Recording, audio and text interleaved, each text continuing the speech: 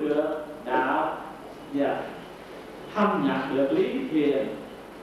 Cho nên khi hoàng hậu mất, ngài làm tuần, trong buổi tuần đó mời các vị thiền sư tới để dự. Khi dự bữa trai xong, ngài liền đưa giấy cho các vị thiền sư trình kiến giải của mình. Thì khi đưa tới, một thiền sư cư sĩ là Tuệ Trung Thượng Sĩ, Tuệ Trung Thượng Sĩ cầm giấy cái liền ghi lên một cái đoạn 4 câu như thế này: kiến giải, trình kiến giải, tệ niết mục tác quái, niết mục tác quái dĩ, minh minh thường tự tại. Khi đưa ngài đọc, ngài lật lại về lưng, ngài liền viết lên: minh minh thường tự tại, diệt niết mục tác quái, kiến quái bất kiến quái, kỳ quái ách tự hoại.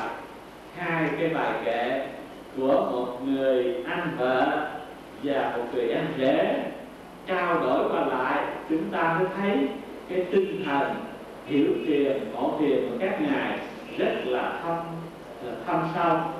Đây, câu của Đại Trung Thượng Sĩ: kiến giải, trình kiến giải, tức là đưa giấy bản viết trình kệ tức là trình kiến giải của mình. Thì ông người nói kiến giải để đem ra trình kiến giải, tợ viết một tác quái, giống như mình dụi mắt mà thấy qua đốt về, dụi mắt mà thấy qua đốt, thì qua đốt có thiệt không? Thì quá là cái đó là cái chuyện gàn gỡ chứ không phải cái thiệt. Như vậy thì ngoại kiến giải chỉ là cái tạm bợ hư ảo, chứ không phải là cái thiệt. Mà cái thiệt phải là cái chân thật, cái nguồn tâm chân thật của chính mình. Mà hiện giờ thì chúng ta sống cái kiến giải thôi, chỉ là kiến giải, cho nên quên mất cái chân thật. Vì vậy mà nói là nếu mà đem cái kiến giải trình kiến giải giống cũng như là dụi cái mắt thấy những qua đớp lên xăng, nó không có thiệt. Rồi hai câu: niết một tác quá dĩ, minh minh thường tự tại. Sau khi dụi mắt rồi, ngừng tay một lát thì con mắt mình nó vẫn sáng tự nhiên.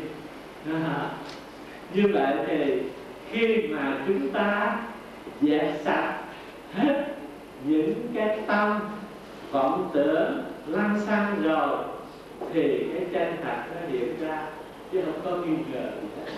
Thành ra ở đây nói cái chân thật hiện là sau khi cái hư dối hết. Ngược lại, Trần Thánh Tông cũng làm bài kệ, cũng nói là minh minh thường tự tại, diệt niết một tác quái.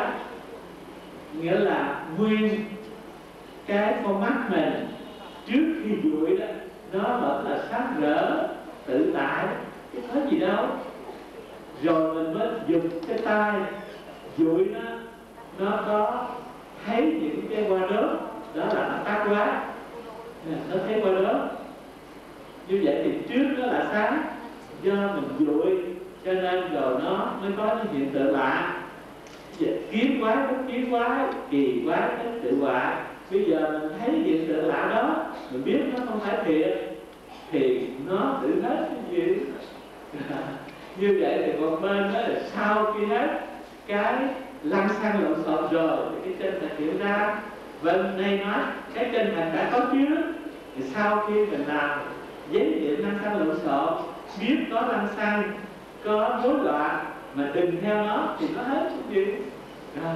Thì như vậy chúng ta mới thấy một ông vua và một người cư sĩ mà ngộ được lý thiền rất là thâm sâu. Thì sau này ở đây tôi đặt cái chỗ quan trọng là Tuệ Trung Thượng Sĩ, vì cái hệ thiền Việt Nam nó ảnh hưởng đến Tuệ Trung Thượng Sĩ rất nhiều, cho nên tôi dẫn thêm đoạn Tuệ Trung Thượng Sĩ trong quyển ngữ luật thì quý vị thấy rất nhiều, ngài nói rất nhiều. Nhưng ở đây tôi chỉ dẫn một đoạn của bài thơ, bài kệ Sanh tử nhàn như dĩ, một đoạn đầu và đoạn cuối để cho quý vị thấy cái tinh thần Tuệ Trung Thượng Sĩ nhìn vào Phật giáo, nhìn vào cái đạo lý thiền như thế nào. Cái đoạn đầu của cái bài Sanh Tử Nhàn Di Dĩ có những câu: tâm chi sanh hề, sanh tử sanh, tâm chi diệt hề, sanh tử diệt, sanh tử nguyên lai tự tánh không, thử quyển hóa thân, diệt đương diệt. Chúng tôi dịch: tâm mà sanh trừ, sanh tử sanh, tâm mà diệt trừ, sanh tử diệt, sanh tử xưa nay vốn tánh không, thân quyển quá này rồi cũng diệt. Như vậy thì hỏi sanh tử từ đâu mà ra? Thì ở đây nói từ tâm mà có sanh tử, từ tâm mà có sanh, rồi nếu có sanh thì phải có tử. Bây giờ muốn hết sanh thì cũng phải làm sao? Phải diệt cái tâm đó thì cái sanh tử nó hết. Nói đây thì tôi hơi dài dòng một chút.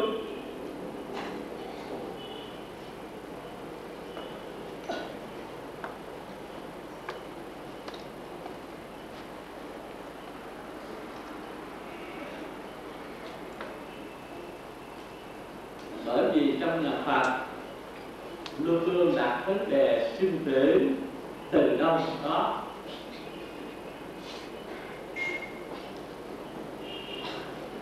Hỏi sanh tử từ đâu mà có, thì trong nhà Phật nói từ nghiệp dẫn mà có sanh tử.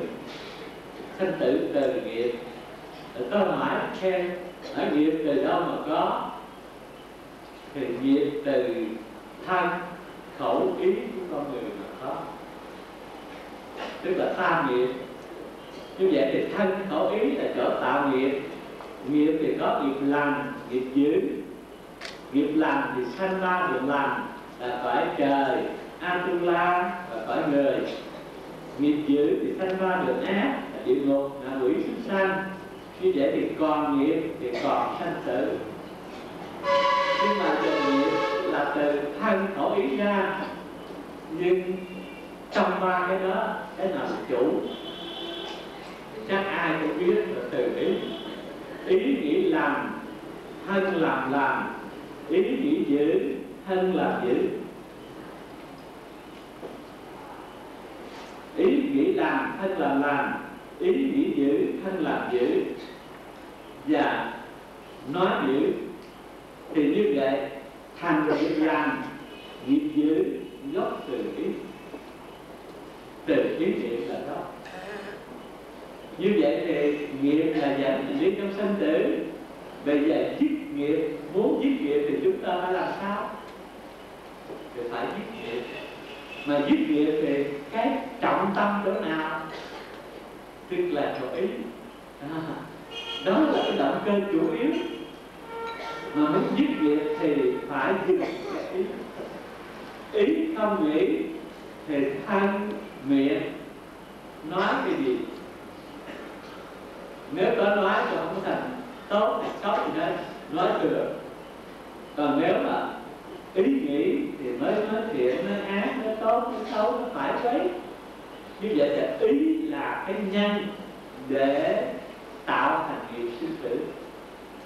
Như vậy thì muốn dứt nghiệp sinh tử thì phải dừng cái ý. Mà dừng cái ý thì tức là không còn có cái niệm khởi. Nếu niệm khởi thì đó là mắc kẹt ở trong sanh tử. Cho nên Ngài dùng những chữ tâm sanh thì sanh tử sanh, tâm diệt và sanh tử diệt là chỗ đó. Niệm mình còn khởi thì đó là cái mặt sanh tử. Khởi niệm làm thì được sanh cõi làm, khởi niệm giữ thì sanh cõi giữ. Như vậy thì từ niệm của mình, ý niệm của mình mà nó tạo thành cái nhân sanh tử. Cho nên chúng ta tu thiền là để làm gì? Là để dừng cái ý niệm. Mà không những tu thiền, bây giờ tôi nói giả sử như quý vị tu tịnh độ, Kinh Di Đà Đức Phật dạy sao? Phật 1 ngày, 2 ngày, tới 7 ngày nhất tâm bất loạn, thì nhắm mắt được Phật rước thì được làm. Mà nhất tâm bất loạn là có 2 điểm không? Không có 2 điểm, phải không? Như vậy thì đi tới được cứu kiếp là dứt hết nghiệp. Rồi mình trì chú cũng vậy, trì chú mà có điều kiện, có linh thiêng, được kết quả tốt thì cũng phải nhất tâm. Trì chú mà không nhất tâm thì không có kết quả. Thì như vậy tất cả pháp tu của nhà Phật, chỗ nào cũng bảo mình dừng được những cái niệm đó thì cái chân thật không có hiện. Còn không dừng niệm thì như là khi nãy tôi ví dụ, đó là còn mây thì không bao giờ thấy mặt trăng tỏ được. Muốn thấy trăng tỏ thì phải hết mây. Cái đó là một lẽ thật không nghi ngờ gì hết. Hết mây không có nghĩa là hết trên. Hết mây là chúng ta thấy trăng. Cũng như vậy, hết niệm không phải là chúng ta không còn gì, mà chúng ta còn nguyên cái tánh giác, chứ không phải là không còn. Nói xa hơn là quý vị thấy bây giờ chúng ta dùng cái ý niệm suy gẫm mà để chế biến cách này cách nọ, mà cái khôn của con người đã làm kinh thiên động địa rồi. Muốn nữa là khi chúng ta dừng được những cái niệm hư dối đó, chỉ còn tánh giác trọn vẹn, thì cái diệu dụng không thể lường. Bởi vậy nên quý vị mà đọc kinh Di Ma Cật thì thấy rằng ngày Di Ma Cật cái cầm cái quả đất mình, cái thế giới mình ném chỗ khác như Phật chơi. Đó là để nói rằng cái người mà sống trở về được cái chân thật mình rồi thì cái diệu dụng không thể tư nghị. Từ chuyên môn chuyên án là bất khả tư nghị, không thể nghĩ bàn. Chứ đừng sợ rằng bây giờ tôi nghĩ tôi khôn lanh, bắt tôi không nghĩ được mai mốt tôi dạy cờ sao sống, phải không? Cái nghĩ như vậy là làm.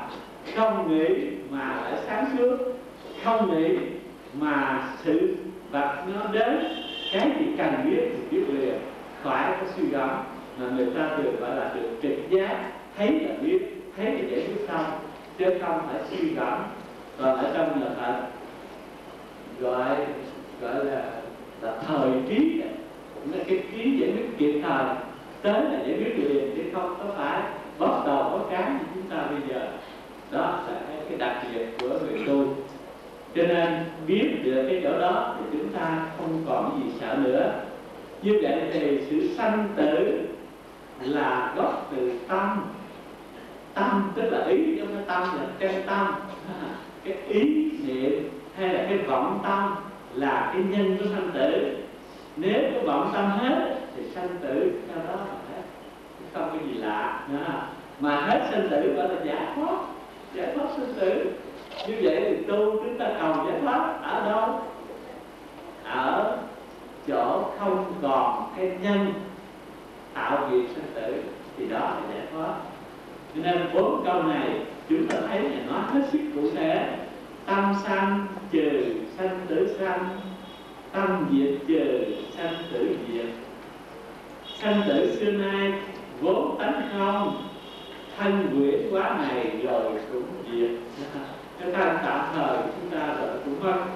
Đó là tôi trích một đoạn đầu rồi sang đoạn cuối để thấy cái chỗ đạt đạo của người xưa.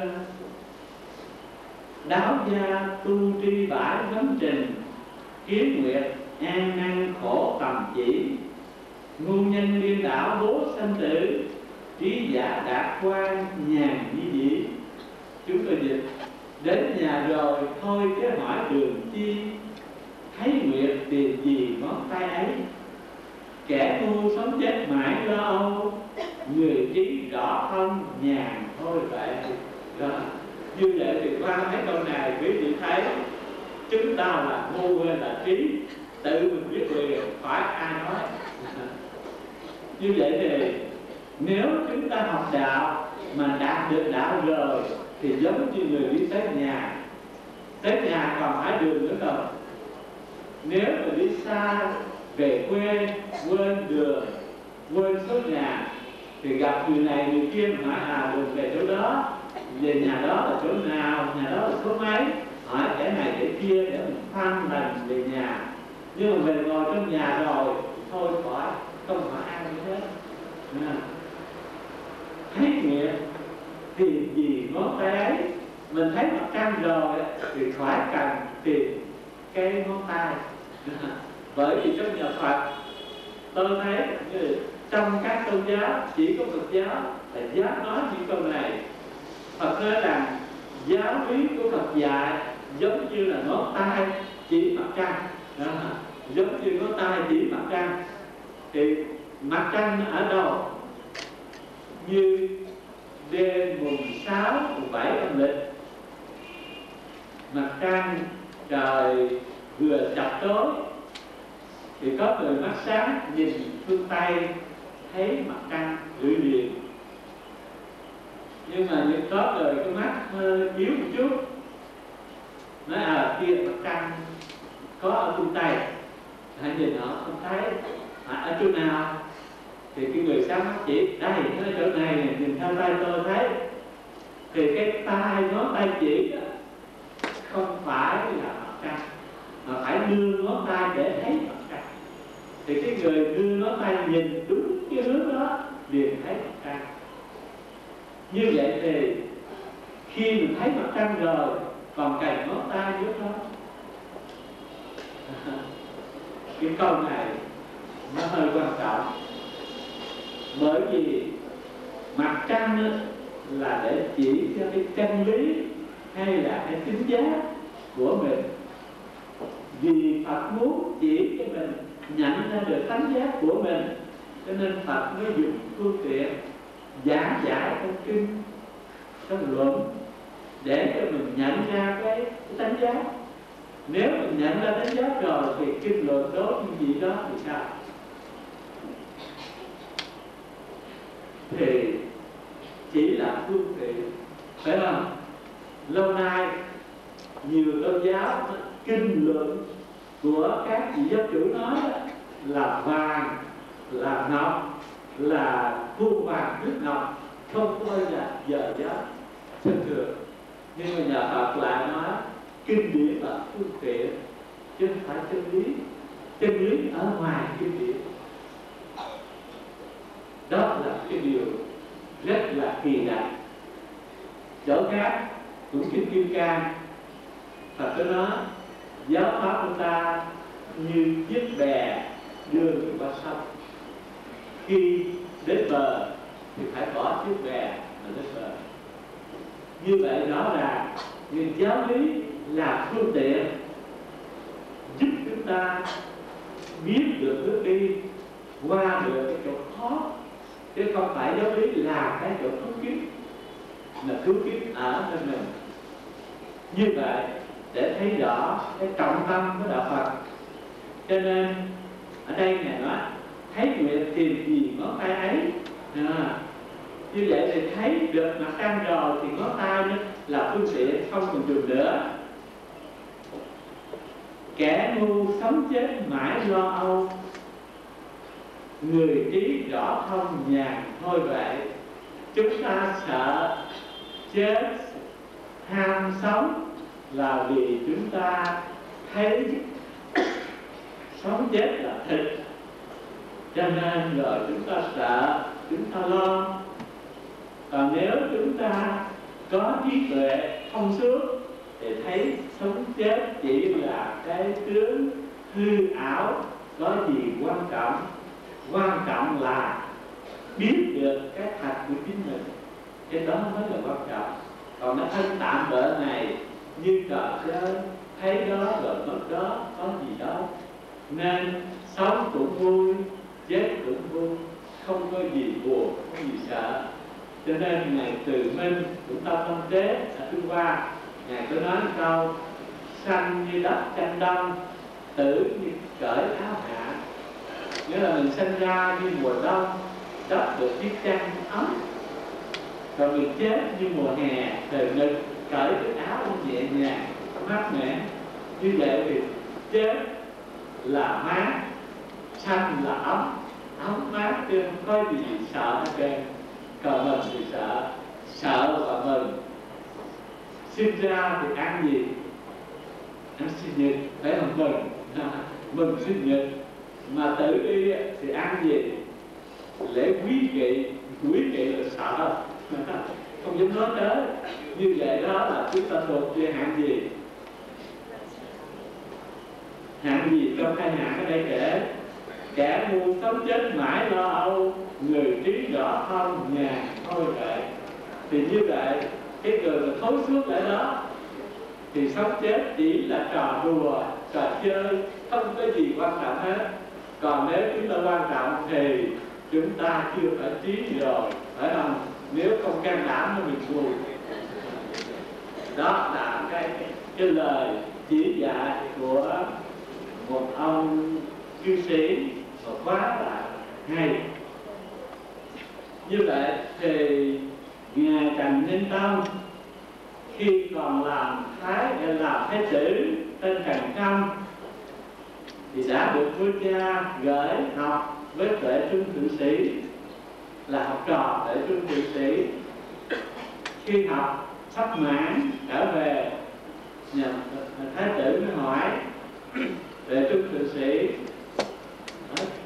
cái chủ yếu, cái bổn phận chủ yếu của người tu thiền là thế nào? Cái bổn phận chủ yếu của người tu thiền là thế nào? Thì Tuệ Trung Thượng Sĩ chỉ trả lời câu phản quan tự kỷ, bổn phận sự bất tùng tha đắc. Phản quan tự kỷ, bổn phận sự bất tùng tha đắc. Câu này có thể giống như câu châm ngôn của Tổ Đạt Ma trước kia. Ngay câu này thì thái tử Trần Công lãnh hội được yếu chỉ thiền và từ giả trở về để vua. Thì như vậy thái tử Trần Công lên ngôi làm Trần Thái Tông, vua Trần Thái Tông, thì đã ngộ được lý thiền khi còn ở địa vị thái tử. Cho nên khi mà sắp lên ngôi á, ngài trước từ năm 16 tuổi ngài trốn lên núi tu. Mà trốn lên núi tu, vua cha hay được cái cho người lên Bắc trở về, chứ còn ngài cũng không muốn làm vua, vì hiểu đạo rồi không thích làm vua. Nhưng hoàn cảnh nhà vua Bắc trở về phải lên ngôi làm vua.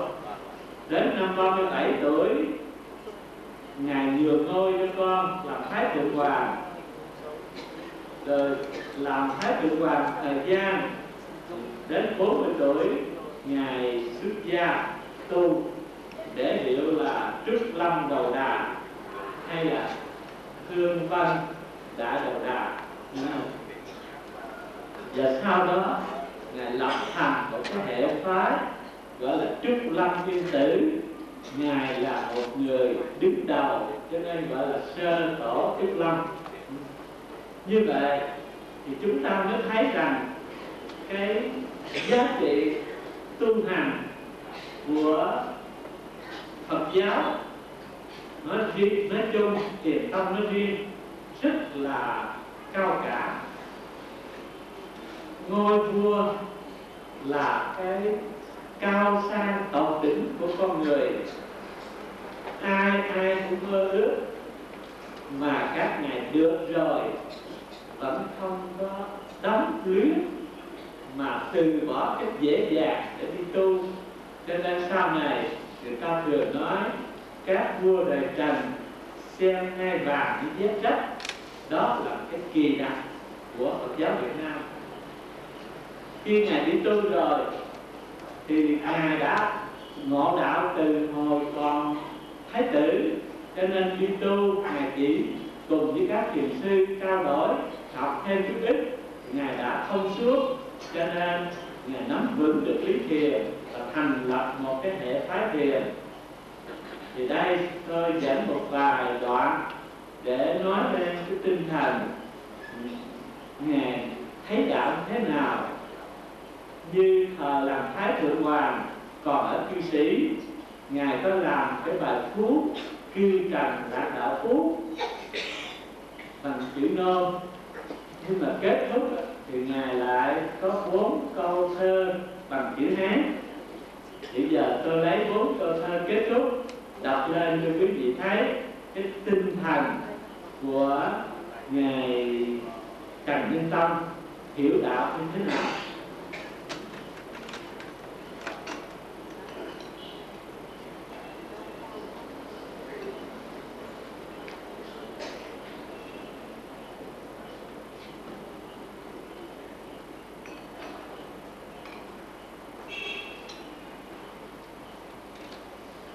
Khi kết thúc cái bài thơ, bài phú, Ngài dùng 4 câu thơ chữ Hán để viết: cư trần lạc đạo thả tùy duyên, cơ đắc sang hề vốn tắc nghiên, gia trung hữu bảo hưu tầm mít, đối cảnh vô tâm mạc vấn thiền. Chúng tôi dịch: ở đời vui đạo hãy tùy duyên, đói đến thì ăn nhọc ngủ liền, trong nhà có báo thôi tìm kiếm, đối cảnh không tâm chớ hỏi thiền. Như vậy thì 4 câu thôi mà chúng ta nghe nó rất là thấm. Ở đời vui đạo hãy tùy duyên, tức là mình muốn ở trong cái cõi trần tục này mà luôn luôn vui với đạo đó, là phải khéo tùy duyên. Tùy duyên bằng cách nào? Đói đến thì ăn, nhọc ngủ liền. Nghe hai cái dễ như trở vào tai. Đói phải ăn, mệt ngủ có gì đâu. Tu thiền như vậy ai tu cũng được, phải không? Nhưng mà nói đây tôi nhắc thiền sư Huệ Hải ở Trung Quốc, Ngài cũng ở trên núi thời gian tu, rồi có một người tới hỏi Ngài ở núi Ngài làm gì? Thì Ngài nói đói thì ăn, mệt thì ngủ. Thì ông cư sĩ đó, và thượng đói ăn mệt ngủ, rồi con cũng đói ăn mệt ngủ, thì con cũng thiền sư rồi. Thấy không? Nó không phải. Tôi đói ăn mệt ngủ, còn các ông đói mà không chịu ăn, mệt mà không chịu ngủ. Thì hỏi sao? Bây giờ quý vị đói có chịu ăn chưa? Mà có chịu ngủ chưa? Đói đó, ví dụ như người làm ở nông thôn đi ngoài đồng làm nhọc nhằn, gặp mùa hè nóng bức, rồi về có muốn có ăn cơm có chút canh, rồi về cái trên mâm dọn cơm mà không có canh, có muốn ăn không? Sao này, sao hôm nay không có canh, phải không? Phải đòi không có chịu ăn đâu. Đói mà thiếu cái gì đó là không ăn. Còn như mà quý vị công chức thì kia, mỗi khi về lên ngồi lên mâm cơm thì phải có một cốc rượu. Bữa nay lên mâm cơm thiếu cốc rượu có chịu ăn không? Chắc cũng không chịu nữa. Thì như vậy thì chúng ta đói có chịu ăn chưa? Chưa chịu ăn. Còn mà thì quý vị thấy có khi đi làm về nhọc nhằn mà nằm xuống lẽ ra phải ngủ, tiết kiệm thời giờ cho nó khỏe, mà nằm còn lăn qua trở lại nhớ chuyện hôm qua hôm kia, phải không? Cho đến chuyện lên trên bên dưới nữa. Thì như vậy có chịu ngủ đâu. Thì như vậy có phải tùy duyên chưa? Cho nên hai cái chữ đói ăn mệt ngủ này nó có cái ý nghĩa là sự việc gì nó xảy đến mình giải quyết liền rồi thôi, giải quyết rồi thôi, không có hối hận, không có lo buồn, không có sợ hãi gì hết. Chúng ta có sự việc gì đến bắt buộc giải quyết rồi cái ngồi bắt đầu có cái không biết cái đó chút cái cả, hay là cái đó là thành công thất bại, cứ như vậy mà lo hoài. Còn các ngài đến thì giải quyết xong thì thôi. Giống như đó thì ăn mà thì ngủ về, chứ không phải đói ăn và ngủ thôi, mà tất cả mọi sự việc đến với mình tùy duyên